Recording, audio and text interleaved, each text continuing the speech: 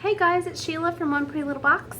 I am back today with another limiting belief. I think it was a week ago that I shared the first one.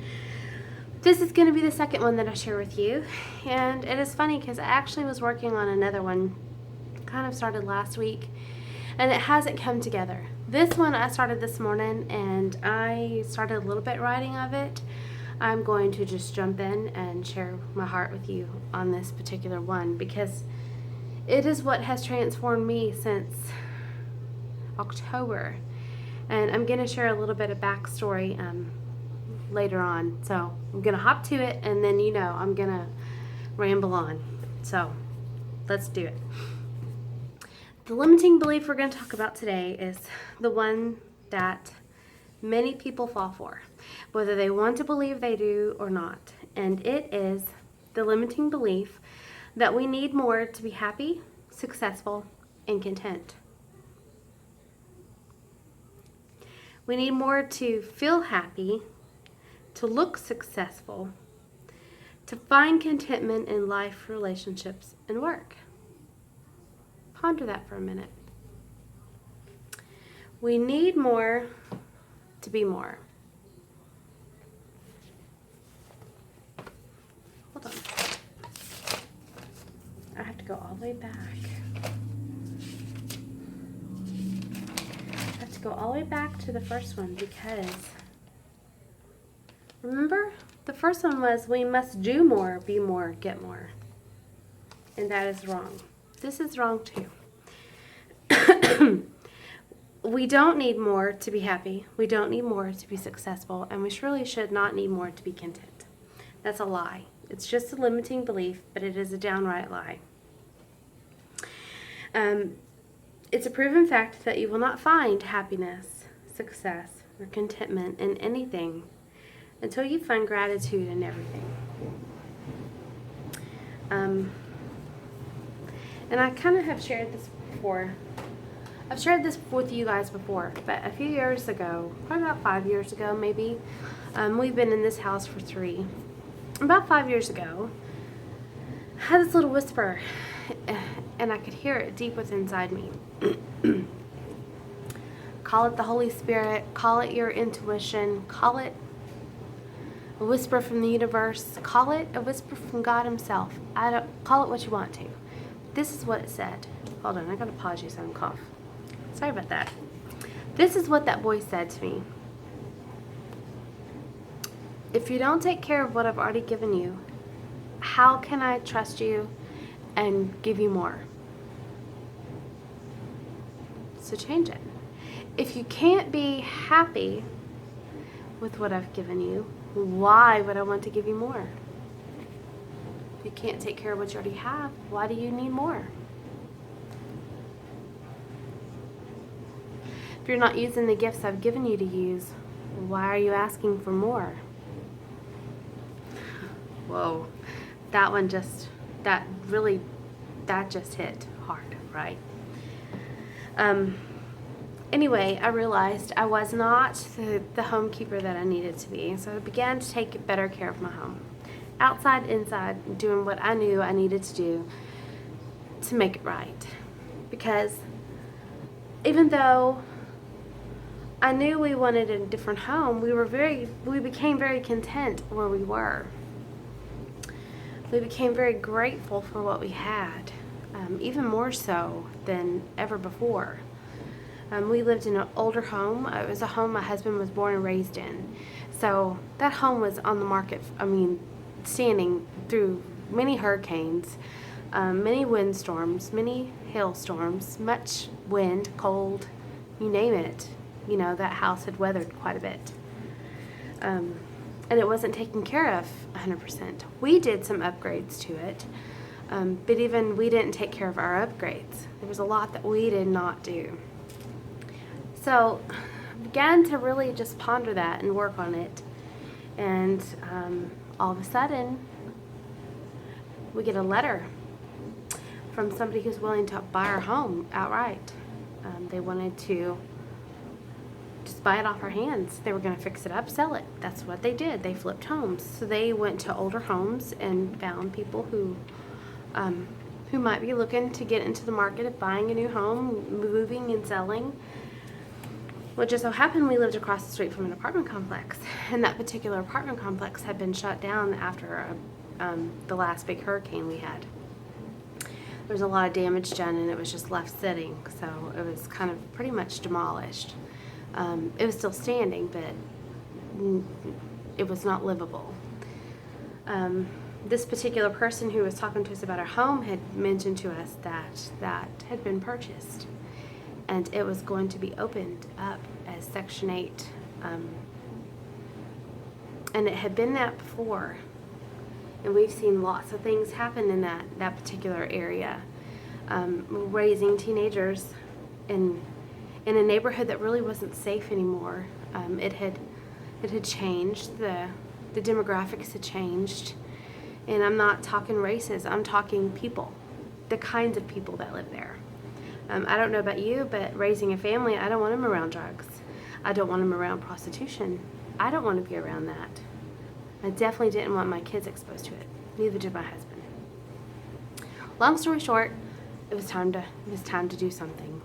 That was in August, no, the end of August. And we approached his family Labor Day weekend. We found this home beginning of November. We moved into this home January 11th was our move-in day. But had I not listened to that whisper, had I not been at a point in my life to hear it and to act on it, and to learn to be grateful for what I had, I would not have experienced the greatness that we fell into. But the problem is we become content. We become content in what we have. And then we grow out of that contentment. Hold on a second. When we become too content, we also began to take things for granted. We take things for granted, we don't take care of them. We don't take care of them and nurture them and deal with the maintenance and stuff that needs to be done. This is anything, whether it be your job, your relationships, your home, your car, the lawn, cooking, your body, all kinds of stuff. And back in October, you guys started seeing tons of videos from me, tons of them, because I was doing a 28-day journey of The Magic by Rhonda Byrne. You guys got to see every day I did the day after, but you went through that journey, and I told you I was going to do another round, and I did in November. I did October and all the way through November, and then in January I was going to do it again, and I didn't. I really wish I would have, because I can feel it deep inside. I've lost some of the gratitude that I had developed, that I had gained. And I'm going to read something that's in the beginning of the book. I circled it because I read through it the other night. And it said, if you practice gratitude a little, your life will change a little. My life did. There were many things that happened between October, November, even December and January, even into February. But when February hit, I began to get overwhelmed. I began to take things for granted. I stopped giving my gratitude. I followed some of the practices, but I was not faithful.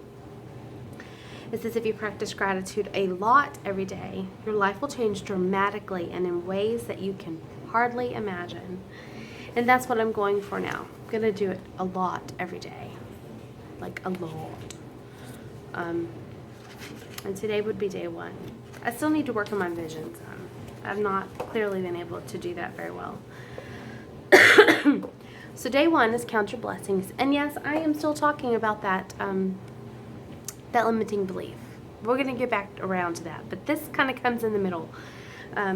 Day one was count your blessings.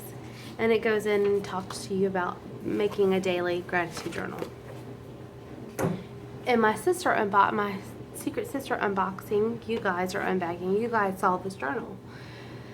And I told you I had a perfect use for this, and it is my gratitude journal. And I'm going to read today's, and then I will continue with the limiting belief. You're supposed to list 10 things, and I'm going to honestly be honest with you and share every single one of them, and I've got to be quick because I only got a few minutes left of this camera. So it says, thank you for the beautiful gift of family, because even if I feel alone, I know I am genuinely loved. The second one was, I am truly thankful to have had a satisfying day at work, because I am seeing the pieces come together, or the puzzle come together.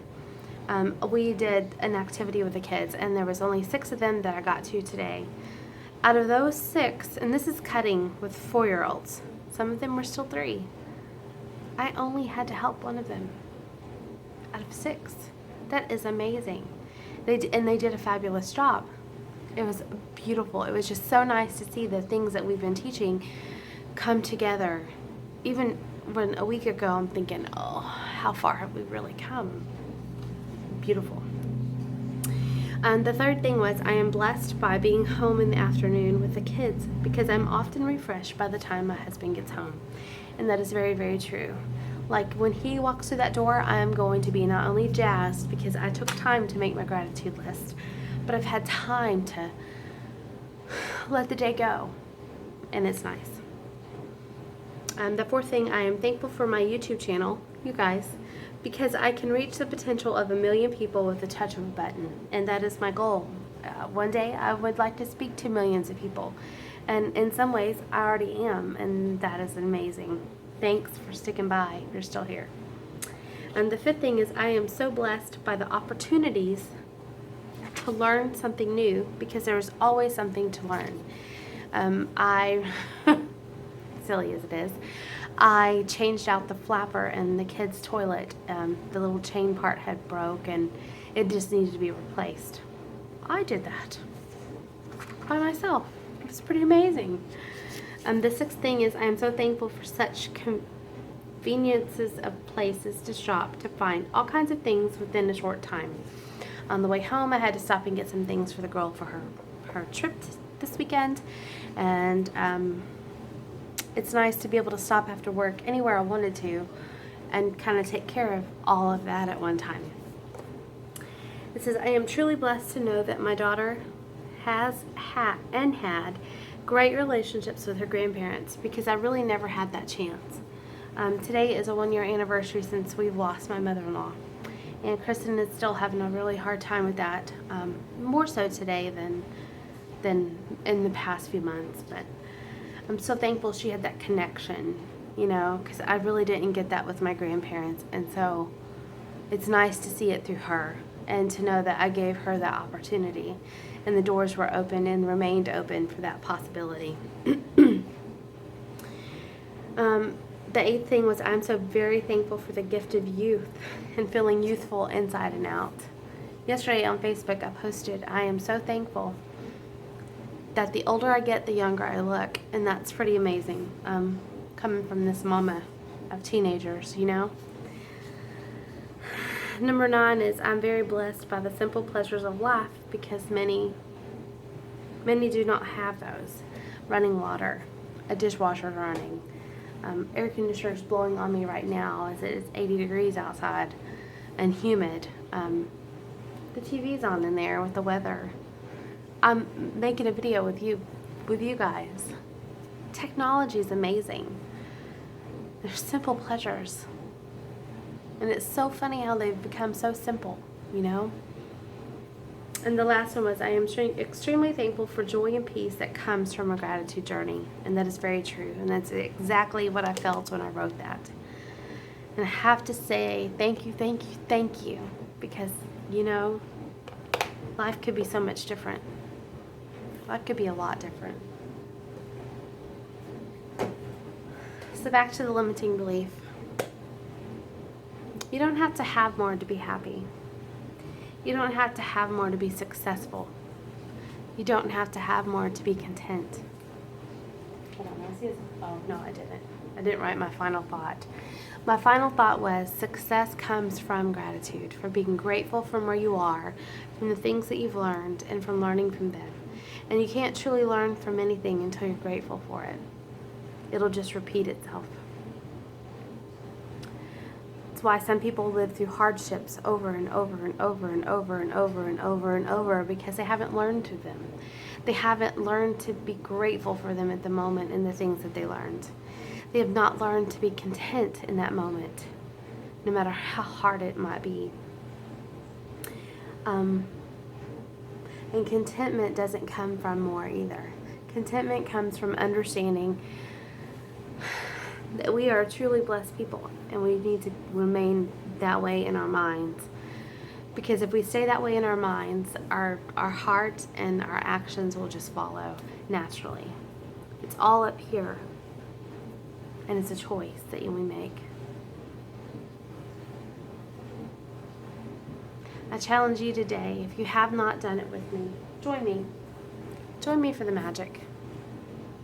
I'm not going to do another whole series, but you are going to grab my gratitude journey list every day that I have a video on that day for the next few weeks. I feel a weight lifted off my shoulders because I realize I kind of put that weight on myself by not being grateful.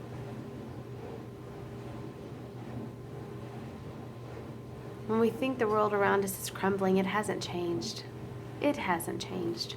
We have. If the world around you is crumbling, you need to figure out and put the pieces back together and figure out what happened. Why did it crumble? And don't say you don't have a part in it, because you do. You absolutely do. We all do. Until next time, I hope this inspires and encourages you to start your own gratitude journey and to start letting go of those limiting beliefs that are holding you back. I've only gone through two, and they're two big ones, and they really are kind of intertwined in their own way. So thanks for watching. I'll catch you guys around the corner. Bye-bye.